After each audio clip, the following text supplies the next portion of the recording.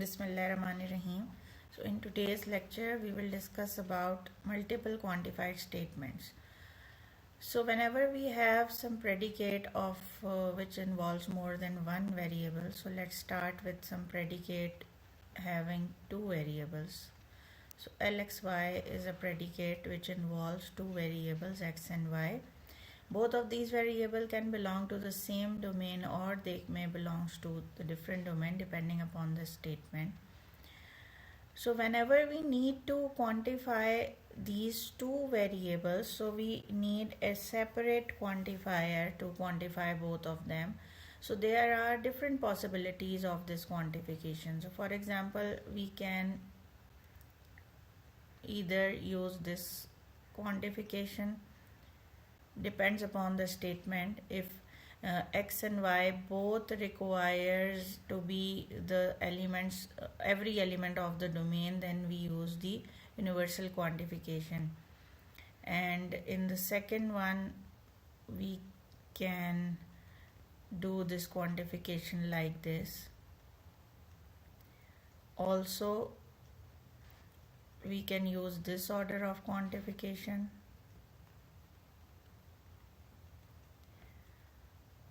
or we can have this one, both of them, there exist x, there exist y. So both of them are universal, both of them are existential, or one is universal and the other one is existential, and the first one is existential and the second one is universal. Further we can see that the order of these may reverse also. So for example, we can first quantify the second variable and then quantify the first variable. So like this.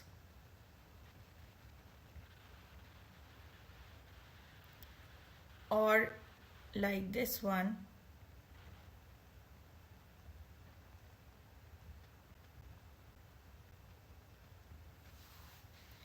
So all of these are different quantifications depending upon the variable, the position of the variable or the quantification of the variable, the meaning of the statements gets changed. Also the order of quantification matters. So for example, in this quantification the order doesn't matter because we use the same quantifier for both the variables. But in all rest of the quantification the order does matter. So we will look at by using some example on a finite set, but before that let me take an example of a predicate lxy, x loves y. So the second quantification, the second one, which was for all x there exists y, lxy means for every one loves someone. So we use everyone for this universal quantification and we use everyone for x because x was a subject in this statement and y is an object in this statement. So the subject quantification is with every. So instead of writing x, we write everyone loves someone, and this someone is at the position of object. So this y is the object in this statement. So we quantify y with the existential quantifier, therefore we write someone here. Similarly, if we have this order of quantification, there exists x for all y, lxy, then we read it as someone loves everyone. Now this fifth quantification, in which we quantify the object before then the subject. So the order of quantification becomes changed and now we are quantifying the object of the predicate before the subject. So the statement becomes everyone is loved by someone. Now, if we use this order, there exists y for all x, lxy, then this becomes someone is loved by everyone. So these are 4 different order of quantification, and the meaning of the statement gets changed. Now, to further understand the meaning of the statement, we one by one expand the order of quantification over a finite domain to look at the truth values of the predicate over the different order of quantification. So suppose we have a finite set D is equals to 1, 2 and 3, and both the variables x and y belongs to D, and we have some predicate pxy over this domain D. Now let's expand this quantification. For all x there exists y pxy. So both of these quantifier is acting like an operator over the predicate. So we first apply this quantification over this pxy, and then afterwards we apply the quantification of existence of the universal quantification of x over the bracket inside, which we have the already applied the existential quantification over y. So we keep universal quantification as it is, and we apply existential quantification over y. So we get x1 or px2 or px3. As we know that the existential quantification is equivalent to the disjunction over the domain, so we expanded with the help of the OR operator over the different values of y. Now we apply the universal quantification over x. So now the predicate for this quantification is this whole large bracket. So we first write for the value x is equals to 1, and we substitute x is equals to 1 in every value of this bracket, and then we write AND, because this universal quantification is equivalent to a conjunction, and then we put the value x is equals to 2. So first we substitute x is equals to 1, and we get 1 1 or p of 1 2 or p of 1 3. Then we take conjunction, and now we substitute x is equals to 2. So we get 2 1 or p2 2 or p2 3. And now we substitute x is equals to 3. So again conjunction, and p of 3 1 or p of 3 2 or p of 3 3. So when this statement going to be true? So if we see carefully, then due to this conjunction, the statement becomes true if it is true for every value, for every bracket. So if it is true for all of these bracket, only then this statement becomes true.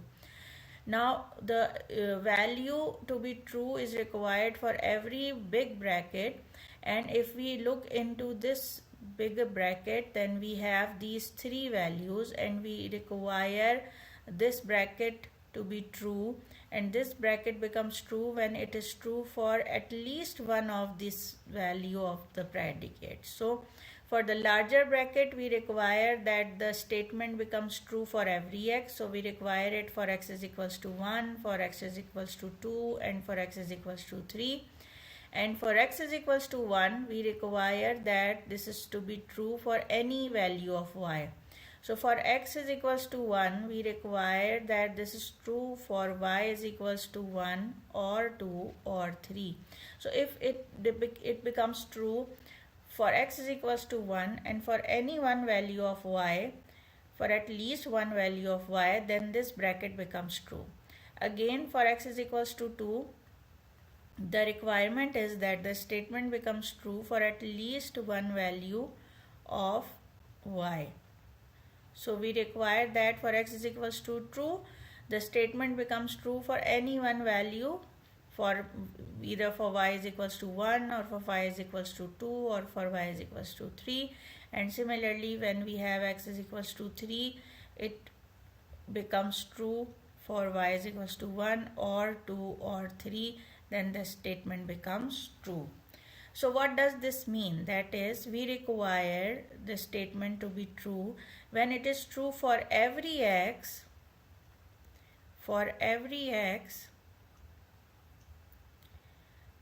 there is at least one y. So for example, for x is equals to 1, we can have y1 or we can have y2, and for x is equals to 2, we can have y3, and for x is equals to 3, we can have y1. So different values of x, we may have existence of different values of y in order to make this statement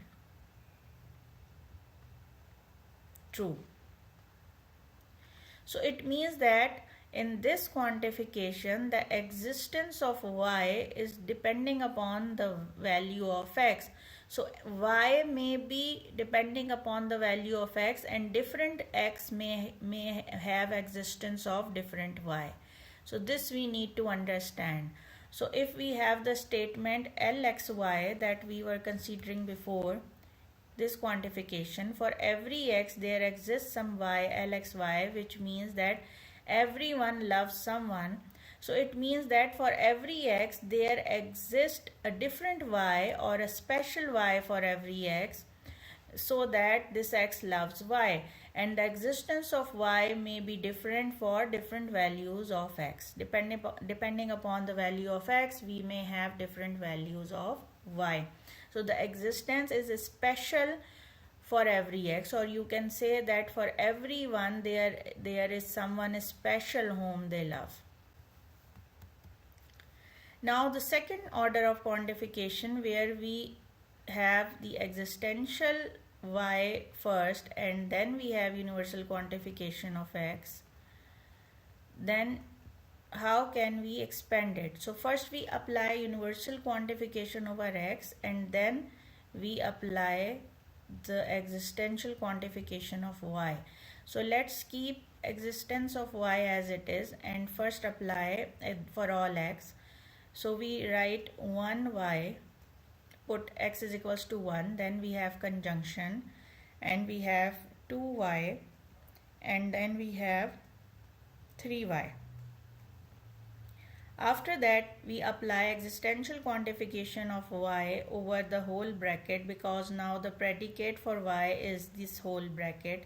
So we first put the value y is equals to 1 over this bracket, and we write p of 1 1 and p of 2 1 and p of 3 1. So this is for y is equals to 1. After that we write disjunction, because existential quantification is equivalent to the disjunction, and then we write for y is equals to 2. So we have p of 1 2 and p of 2 2 and p of 3 2. Again we put disjunction and we expand it for y is equals to 3. So p of 1 3 and p of 2 3 and p of 3 3. So if we look at this statement, then this becomes true because the presence of this disjunction or operator. This statement becomes true if it is true for at least one of these large brackets. So if it is true for this or this or this, or more than one bracket. So at least if it is true for at least one of these big bracket, then the statement becomes true. So let's suppose that it is true for this bracket, this one. So if it is true for this one, which means that we require some y for which the statement becomes true. So it is true right now for y is equals to 2. So for y is equals to 2, we require that it is true for every value of x. So for same value of y, we require every value of x where the statement becomes true. So what do we require here? We require here that the statement becomes true for some x and for this particular, for some y, and for this particular y, we require that the statement becomes true for every x. So we require to be true at 1, 2, at 2, 2, and at 3, 2. So what does this mean here? It means that the existence of y is not special for every x, but it is fixed for every x. So we require that the statement becomes true for this particular existence of y and for every x. So what does this mean? That it is not the same as the first statement, because in the first statement the existence of y can be different for different values of x, and here the existence of y is same for every value of x. So here the requirement is that the existence of y is fixed for every value of x. So it means that whatever value of y exists, it will exist for every value of x. So if we again relate it to our previous example where LXY stands for x loves y, then this quantification means that, this quantification means that this one, where we change the order, there exists y for all x. So this quantification means that someone is loved by everyone, which means that this y is loved by every x. So the same person y is loved by every other person in the domain, and it is totally different meaning of this one where we were saying that this existence of y is special for every x. So both of the statement where the order of quantification is changed, here we have existence of y after the universal quantification of x, and here we have existence of y before the quantification of x. So both of them have different meaning. Similarly, we can compare these two statements. So here, for example, we have someone loves everyone, and this is different from the statement someone is loved by everyone. So someone loves everyone means that this some quantification is exist for every subject of the domain, and here the someone is for every object of the domain. So this is how we have different order of quantification, different order of appearance of variables, and the meaning of the statement becomes changed. So all the four things matter here. Which four things? The order in which the variable appears in a predicate, and the order in which we are quantifying those variable. Both of them together make the sense of the statement. So if we change one order and we do not change the other order, it will become a different statement altogether.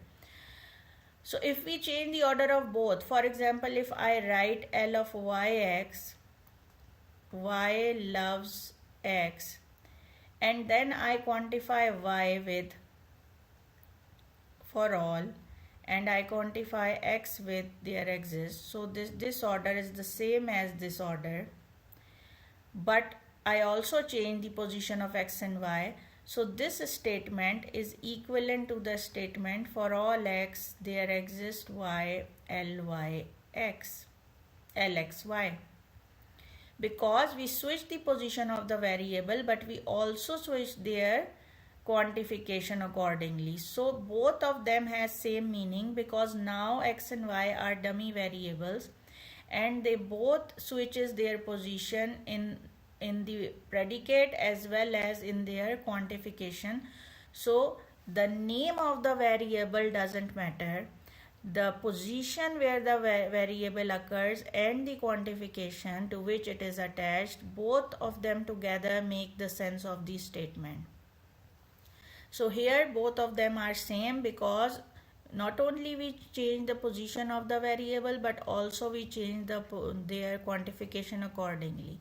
So we do not need to confuse with the label or the name of the variable attached, but we have to carefully look in which position the predicate appears and to which quantification it is attached, and only then the whole statement makes sense. So let's see some more examples. So your exercise is that you expand all of these quantifications, all of these different 6 quantification, out of which I have expanded 2. So you expand more of them and you observe the different values or the different values of the domain where they appears to be true or where they appears to be false. So let's see one more example. So we all know the rule of additive identity over the real numbers. So suppose our domain is set of real numbers and we have to write that the additive identity of each real number exists. So we need to write, suppose E is the additive identity, then we write the law as x plus E is equals to E plus X is equals to X. So identity is an element to which we add any other element, then it remains the element, unaltered. So which quantification do we use? Since the identity element is unique for every x, and for every x the existence of the identity element is unique, so we write the existential quantification first, and we write there exists the identity E for every x such that x plus E is equals to E plus X is equals to X, and this is the additive identity of addition of real numbers. Now here we write the existence first, because this existence is fixed for every x. So for every x the existence of identity is the same. Also we have the inverse, additive inverse of each real number. So the law can be written as, suppose y is the additive inverse of x, then we write x plus y is equals to y plus x is equals to the identity or the additive identity. So here, since every real number has their own inverse, so for example 2 is a real number and its additive inverse is minus 2, and 3 is a real number and its additive inverse is minus 3. So for both real numbers we have different additive inverses, and similarly for every real number attached to a different additive inverse. So the existence of y here is unique or special, or it depends upon the value of x. So therefore here we write the existence of y after the universal quantification of x, because here the existence of y is special for every x, and here the existence of E was unique or fixed for every x. So this is the difference that we reinforce again as we have discussed in this previous slide. So now it is pretty much clear that the order of quantification and the order of appearance of the variable together, both they make sense of the variable. Now there are two more small things which I want to emphasize, that we do not write the operators inside the bracket. So these variables cannot be joined with the conjunction or disjunction, or they cannot be applied with the negation. And if we need to negate a statement, we need to negate the whole predicate. So for example, if I need to write Alex loves Bob, then the statement becomes Alex Bob. So L of Alex Bob's says Alex loves Bob's. And if I want to say Alex loves Bob and Rudy, then we do not write L of Alex, Bob and Rudy. So these both are the elements of the domain. We cannot put conjunction in between them. So this is the wrong way. How do we write this conjunction? We write L Alex Bob and L Alex Rudy. Similarly, if we want to say that Alex does not love Bob. So we do not put negation over here, but we write negation L Alex Bob. So it means that Alex does not love Bob. So if we want to write everyone does not love someone, then first of all, here we need to identify that the negation is on the predicate. So first of all, we write L of x, y. Now we identify that x is the subject and y is the object. Also the predicate is negated here, so we immediately put the negation here. Then we see the quantification of the subject. The quantification of the subject is everyone, and it appears first. And the quantification of object comes at the second place, and it is for the existential quantification. So we write the quantification like this. So let's do some more example. Suppose we have everyone do not love someone, or we have no one loves everyone, someone is not loved by everyone. So here you can see that we require predicate to be negated, and we write it in this form, negation LXY.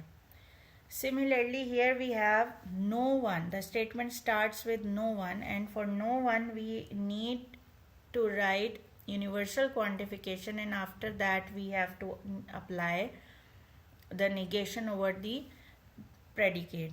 So now we again write this form of statement where x is our subject and y is our object, and again the quantification of x is at the first place and the quantification of y is at the second place. Here again the quantification of x is at the first place and the quantification of y is at the second place. Someone is not loved by everyone. Again the predicate is negated here,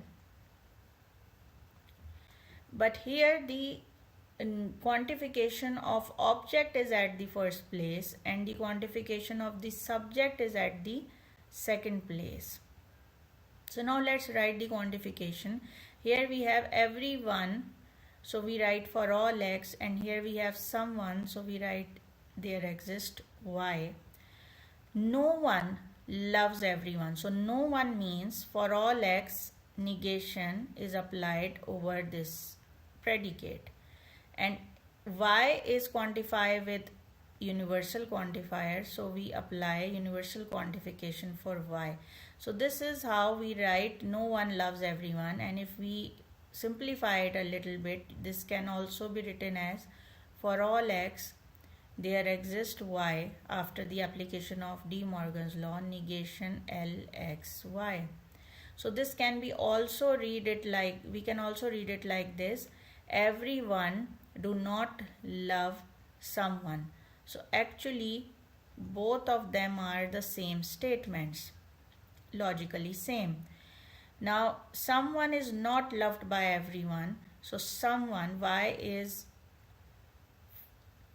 having the quantification of some, is not loved by everyone, so for all x negation Lxy.